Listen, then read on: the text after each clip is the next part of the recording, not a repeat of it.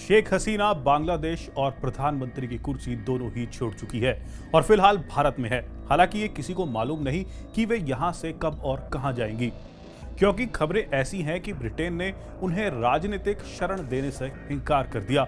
उनके बांग्लादेश छोड़ने के बाद से कई बड़े खुलासे हो रहे हैं। अब पता चला है कि शेख हसीना आखिरी समय तक भी सत्ता छोड़ने को तैयार नहीं थी।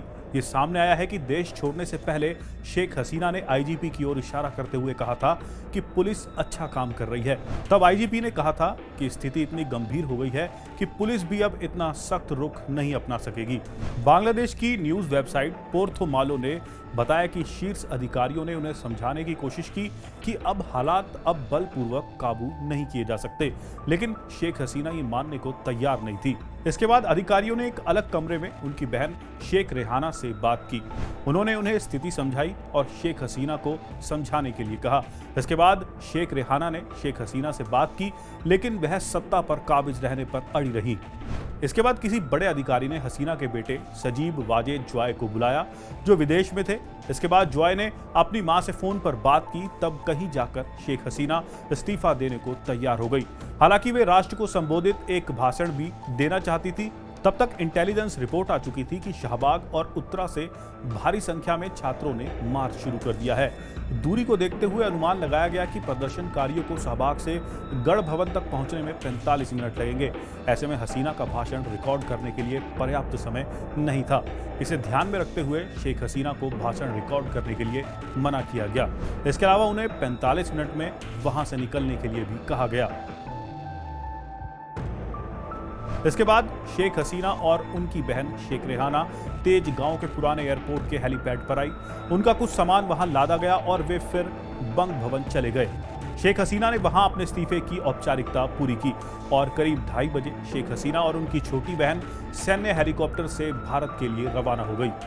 बांग्लादेशी न्यूज वेबसाइट ने कहा, इंडियन एयर स्पेस में एंट्री करने के बाद हेलीकॉप्टर कुछ देर तक आसमान में ही चक्कर लगाता रहा और बाद में अगरतला में बीएसएफ हेलीपैड पर उतरा।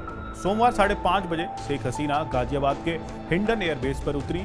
वहां उनका स्वागत एक भारतीय सेना अधिकारी ने किया। फिलहाल वो भारत में ही मौजूद हैं। आवामी लीग की अध्यक्ष शेख हसीना ने इस साल 11 जनवरी को लगातार चौथी बार प्रधानमंत्री की शपथ ली थी।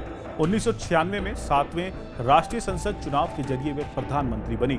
शेख हसीना और बांग्लादेश में चुनाव।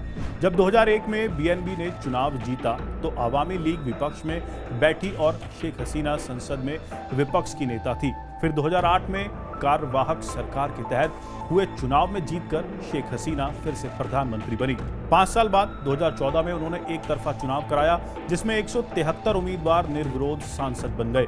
विपक्ष ने उस चुनाव में हिस्सा ही नहीं लिया। शेख हसीना और उनके गठबंधन सहयोगियों ने सरकार बनाई। विवादित चुनाव।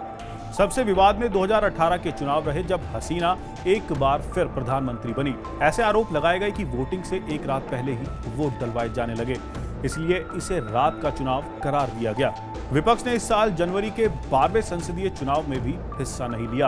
अपनी पार्टी के नेताओं को निर्दलीय उम्मीदवार के रूप में खड़ा करके एक डमी लड़ाई के जरिए वह फिर से प्रधानमंत्री बन गई। विपक्ष ने इस चुनाव को डमी चुनाव करार दिया। ऐसी खबरें पाते रहने के लिए हमारे चैनल मनी कंट्रोल को सब्सक्राइब करें।